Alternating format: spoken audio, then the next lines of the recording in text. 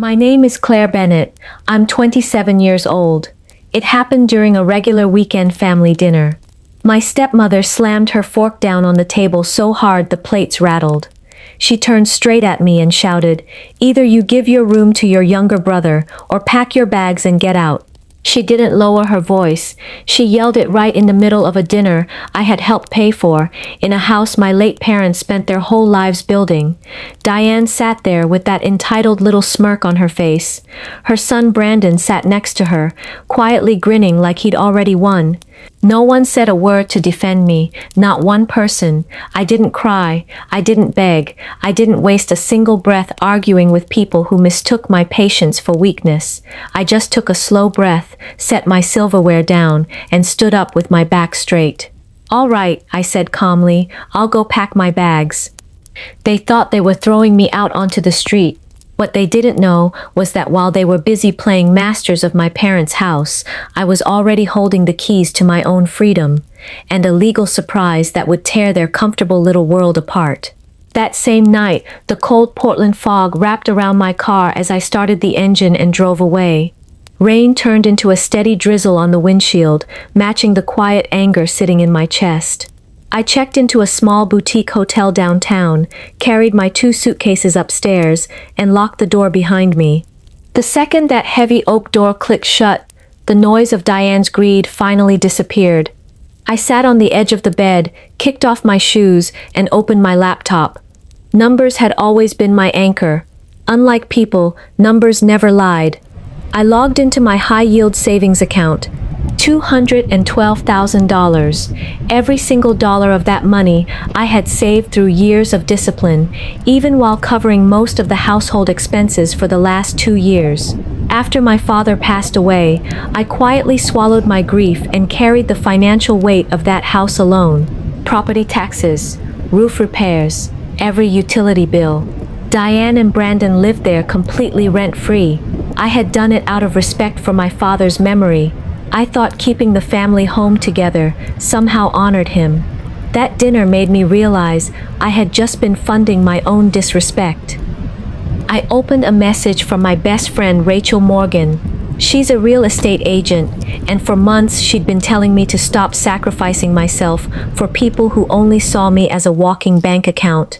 Attached was a listing for a 2-story cottage in the West Hills. $480,000. Cedar decks, floor-to-ceiling windows, a quiet view of the valley. I had brushed her off before. That night, staring at those photos under the hotel lamp, the place looked like peace. With $212,000 in cash, I could put down almost 40%. My income as a senior financial analyst would make the mortgage easy. I texted Rachel and asked her to set up a private walkthrough for the next morning.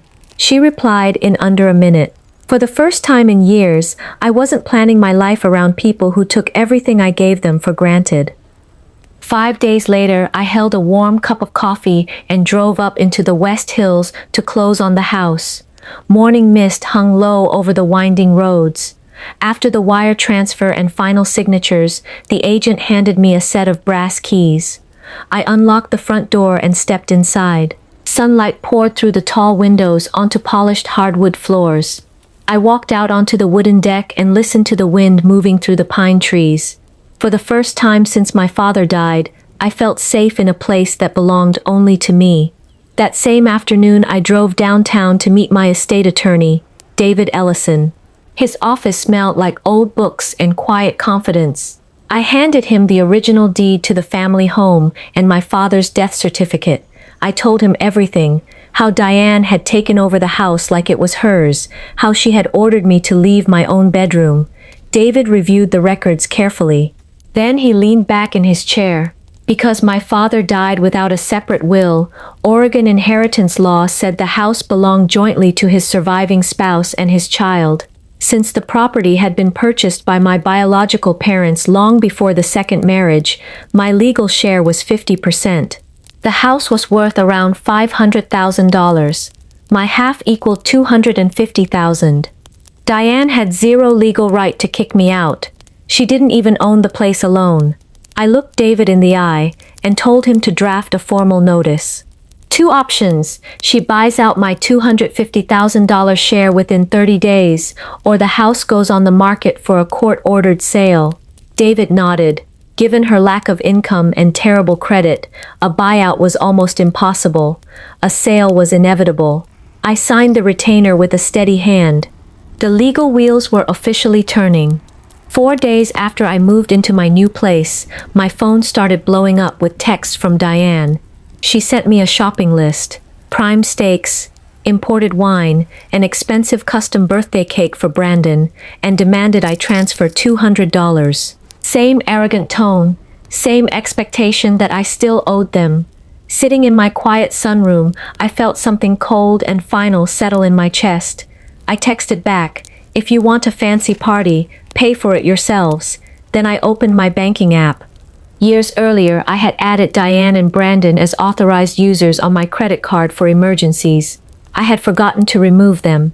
With a few taps, I revoked their access and canceled both cards. Just like that, the free ride ended. Less than an hour later, Brandon called, screaming. He was standing at a high-end grocery checkout. His card had been declined twice in front of a long line. He demanded I fix the glitch so he could finish buying his luxury items.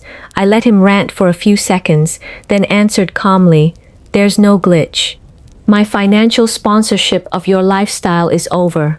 I hung up while he was still yelling.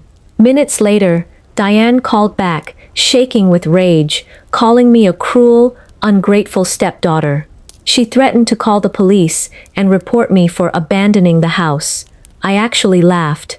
"I'm under no obligation to fund your life," I told her, "and that house belongs to my parents' estate, not your personal treasury." I hung up before she could start another round of threats. I didn't mention that the formal legal notice was being delivered to her front door that same afternoon. On a rainy Thursday, the certified letter from David's office landed in Diane's hands. It stated clearly that under Oregon law, I owned a half interest in the property worth $250,000. She had 30 days to buy me out in full or agree to sell the house. The comfortable fiction she had built around herself collapsed in real time. She had no job, almost no credit, and no way to get a mortgage. Brandon had no income either. Without my salary covering the bills, she suddenly faced the reality of losing a house she could never afford on her own. Panic replaced arrogance. She started calling and texting nonstop, her aggressive tone melting into tears and pleas about family misunderstandings. I listened to the voicemails from my covered porch in the West Hills, rain misting over the trees, and felt nothing but calm. By Friday, she was begging for a face-to-face meeting. I agreed to meet the next morning at a busy downtown coffee shop, but only with my attorney present. Saturday morning, Diane and Brandon sat across from us. Diane immediately launched into a loud, tearful performance, dabbing her eyes and accusing me of throwing my grieving stepmother onto the street. Nearby customers stared. David stayed completely calm. He opened his briefcase and laid out the title documents and years of bank statements. He explained, point by point, that I had paid thousands in maintenance and held a fully legal half ownership. Diane's theatrical crying dried up under the weight of actual facts. Before she could start another emotional speech, I reached into my purse, pulled out a lease cancellation notice, and slid it across the table to Brandon. The sedan he had been driving for 2 years was registered in my name and paid for by me. I was ending the lease effective immediately. Brandon turned pale and started shouting that he needed the car. I looked him dead in the eye. "The car is on my credit. Hand over the keys, now, or I report it as unauthorized." His hands were shaking when he finally dropped the key fob on the table. 3 weeks later, the house sold for its full market value of $500,000. After closing costs, my $250,000 share was wired to me. What was left for Diane wasn't nearly enough to buy anything comparable in Portland. With no job and terrible credit, she and Brandon ended up leasing a small, outdated 2-bedroom apartment on the far edge of town. The drop from a spacious suburban home to a noisy, rundown complex hit her pride hard. Inside those cramped walls, the resentment between mother and son exploded. Brandon blamed Diane for the dinner table greed that had cost them everything. Diane started sending long, desperate texts begging for money to help with rent, wrapping it in the language of family. I read every message from my quiet living room. Then I blocked both of their numbers for good. 3 months later, warm morning light cut through the mist and lit up the yard in front of my hillside home. I sat on the cedar deck with Rachel, drinking coffee and looking out over the Portland Valley. The air smelled like pine. The anxiety of the past was gone. Rachel smiled and said I looked completely different, lighter, freer. She was right. David had sent a final update. Brandon had dropped out of university and was working full-time as a restaurant server just to cover basic bills. Diane was pulling night shifts as a retail cashier to make rent. Stripped of my father's money and my endless support, the real world had finally caught up with them. They spent most of their time blaming each other for the life they lost. A deep sense of quiet closure settled over me. I had honored my parents by protecting what they built instead of letting greed destroy it.